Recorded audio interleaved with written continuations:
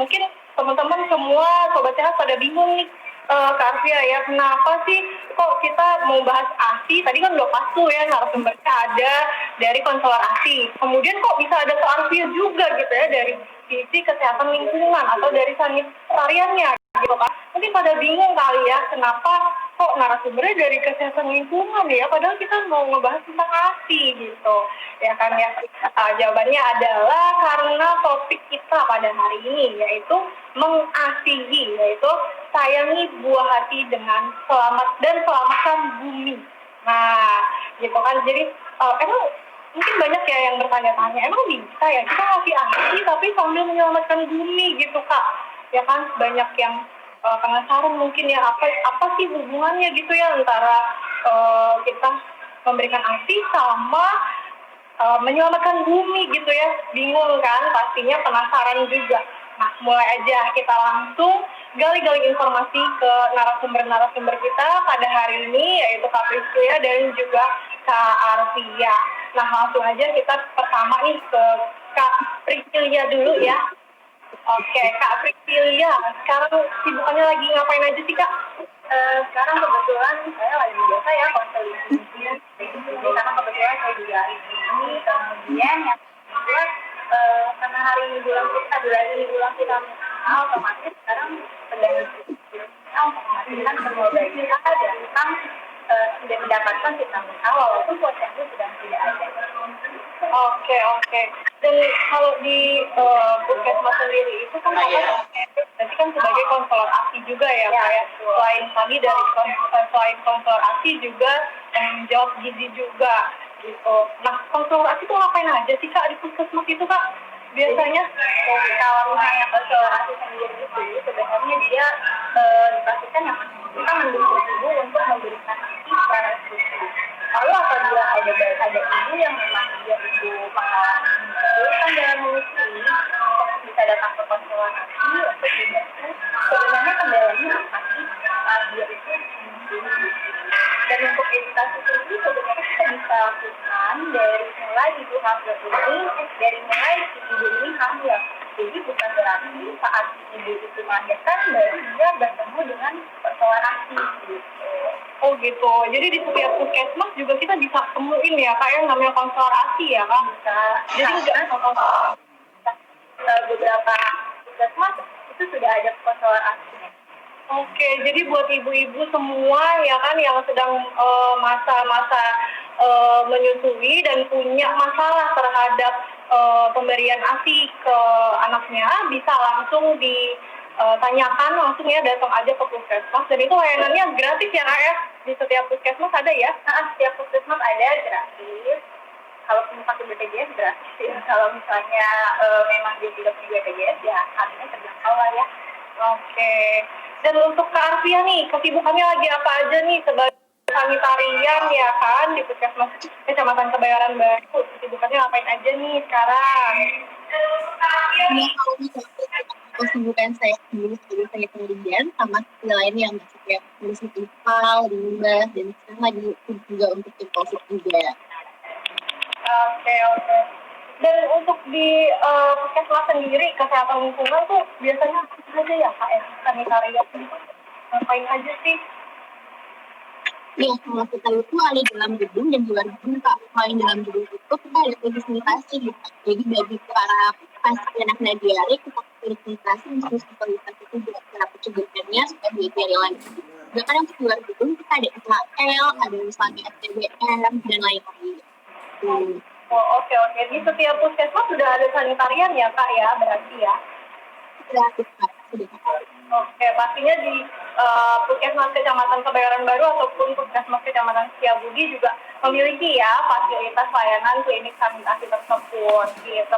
Oke, langsung aja nih, aku mau tanya, sehubungan dengan Pekan ASI Sedunia nih Kak, sebenarnya kalau di Indonesia sendiri, seberapa besar sih kesadaran ibu-ibu di Indonesia nih tentang pentingnya memberikan ASI kepada anak? Oke, kalau kesadaran sebenarnya kalau kita lihat sekarang itu sudah banyak ibu-ibu yang mulai sadar untuk memberikan ASI eksklusif ya. Kita dilihat dari banyak ibu-ibu walaupun dia bekerja, tapi dia masih mau berusaha untuk memenuhi ASI-nya yang dibawa pulang untuk bayinya. Kalau berdasarkan data riset tahun 2018 sih cakupan ASI kita ini memang masih 30,3%, dan ini lebih banyak di perkotaan. Jadi ibu-ibu yang di perkotaan itu lebih banyak daripada yang di pedesaan. Mungkin karena faktor lebih mudah dapat informasi ya. Kemudian untuk data di DKI sendiri, untuk profil kesehatan DKI itu tahun 2018 itu untuk cakupan ASI-nya itu sekitar 81,9%, dan ini meningkat daripada 2017 itu hanya sekitar 55,6%. Nah, untuk kesadaran ibu-ibu sendiri ini sebenarnya bukan hanya tanggung jawab ibunya sendiri, tapi kita sebagai petugas kesehatan harus melakukan yang namanya edukasi, mendukung, kemudian apabila ada gejala itu harus kita bantu. Selain itu faktor pendukung lainnya seperti keluarga, kemudian tempat lingkungan kerja itu juga mendukung keberhasilan pada pastinya ya kayak walaupun kita juga udah kerja keras gitu ya sebagai tenaga kesehatan untuk mendukung ya kan Kak dalam pemberian ASI ya kan, tapi tetap faktor pendukungnya tetap juga kuat ya dari pastinya dari ibunya gitu ya Kak ya, dan juga pastinya keluarga, kemudian orang tua ya, ibu, suami, mertua, dan yang di rumah-rumah itu sebenarnya mereka juga punya peran cukup banyak, terutama kalau sekarang masih ada sosok yang beredar dari orang zaman dahulu ya, sudah bisa menggagalkan proses menuju ya. Dan sebenarnya Pak, manfaat dari menyusui itu ibu ataupun anak gitu. Oke, kalau misalnya manfaat menyusui itu yang pasti kalau buat saya penting sekali ya. Kenapa? Karena pada saat lahir aja nih kita mengenal yang namanya IMD atau nah, IMD ini fungsinya apa? Saat IMD itu kan tubuh bayi butuh kehangatan ya, kontaknya antara ibu dan bayinya itu bikin bayi jadi hangat. Kemudian masih ada dari payudara itu kandungannya baik sekali, baik baik atau nggak wajib sih sebenarnya kan itu sendiri kandungan zat gizi dari ASI tidak sama dengan yang ada di susu lainnya, seperti kandungan ya laktosa itu dia paling baik dan paling ada di ASI daripada di susu lainnya. Kemudian kandungan protein yang oleh lemak esensial yang ada di dalam gizi itu juga baik. Kemudian ada bersakat yang baik untuk mencegah infeksi pada bayi. Lalu selain itu, kalau kita agak delay otomatis mencegah di bayi terkena alergi, kita mengurangi infeksinya, kemudian terjadi infeksi dan mengurangi risiko obesitas dan kelebihan. Untuk infeksi ya, di kegiatan menyusui ini dia bisa mencegah terjadinya kanker payudara atau kanker ovarium. Kemudian mencegah ibu juga dari obesitas, dan yang paling penting bonding antara anak dan ibunya juga semakin kuat. Jadi kenapa diumumkan lalu kalau misalnya kita lihat dari segi sampah yang harus dihasilkan ya, kalau kita memberikan konsumsi otomatis dia sama sekali tidak menghasilkan sampah. Kemudian kebersihannya juga tidak perlu nih kita yang namanya cuci botol, mensterilkan botol itu tidak diperlukan kalau kita melakukan kegiatan yang paling penting lagi sebenarnya mengunci itu bisa mengirit ke ruangan itu yang paling ditunggu ya, poin-poin itu tuh sama ibu-ibu rumah tangga ya pastinya. Kan dengan pemberian ASI bisa jadinya hemat ya kak ya pastinya. Jadi kenapa sih mengaturnya begitu? Ternyata kalau kita membeli ya dengan memberikan makanan lain atau susu formula gitu ya, kita beli susu formula aja misalnya yang termurah itu kalau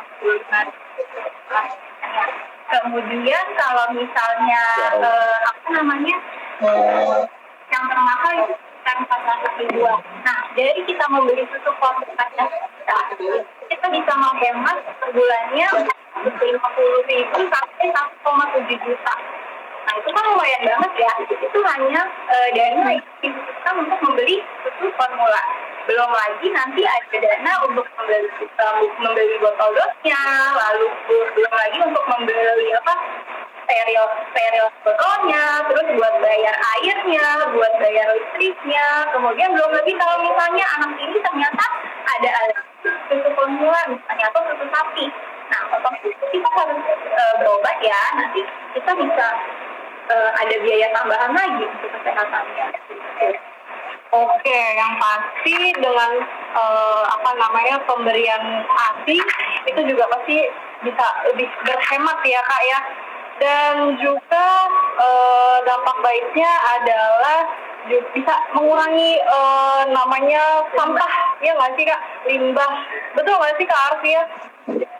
Iya betul banget Kak Umi. Dengan kita memberikan ASI kepada anak, kita bisa mengurangi sampah plastik, kardus, dan kaleng botol susu formula. Iya betul. Dan kalau dilihat dari sisi kesehatan lingkungannya nih kak, apa aja sih dampak negatif yang didapat kalau misalnya si ibu itu nggak memberikan ASI gitu? Jadi mungkin pakai formula. Dampak negatif apa aja sih kak? Arfia mungkin.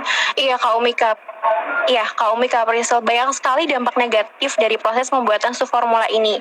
Bisa sobat sehat ketahui dari proses pemerahan susunya saja nih. Hewan ternak yang kita gunakan adalah sapi. Nah, sapi ini menghasilkan kotoran yang dimana menghasilkan gas metana 2 kali lebih besar untuk emisi gas rumah kaca. Bisa dibayangkan kan dari hewan ternak saja sudah menghasilkan gas emisi rumah kaca. Setelah itu air susunya kan dibawa ke pabrik menggunakan alat transportasi. Alat transportasi itu menggunakan mobil yang gimana menggunakan bensin. Nah, di situ ada menggunakan asap kendaraan juga Kak yang menggunakan emisi rumah kaca. Setelah itu sampai di pabrik diolah melakukan proses yang memerlukan energi yang cukup tinggi. Nah, sobat sehat yang perlu ketahui nih, 1 kilogram bubuk susu formula membutuhkan lebih dari 4.000 liter air. Bisa dibayangkan kan, 1 kilogram saja butuh air yang cukup banyak. Padahal kalau kita memberikan ASI, kita bisa lebih menghemat penggunaan air. Dan terlebih nih, data penggunaan susu formula di 6 negara termasuk Indonesia sekitar 720 ton. Dan itu setara dengan emisi gas rumah kaca sekitar 2,9 juta. Wah, banyak sekali gas emisi rumah kaca yang dihasilkan dari pembuatan susu formula ini. Dan setelah susu formula jadi dan didistribusikan dari pabrik ke rumah-rumah membutuhkan transportasi juga. Jadi banyak sekali dampak negatif gitu Kak Umi, Kak Priscil.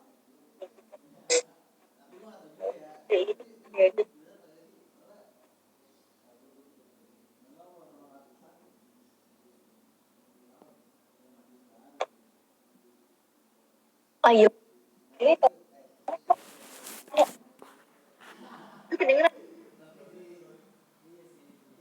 Iya, dari dia.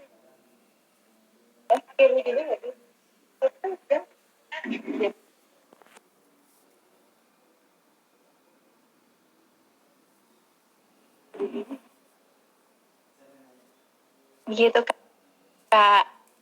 Maaf Kak, bisa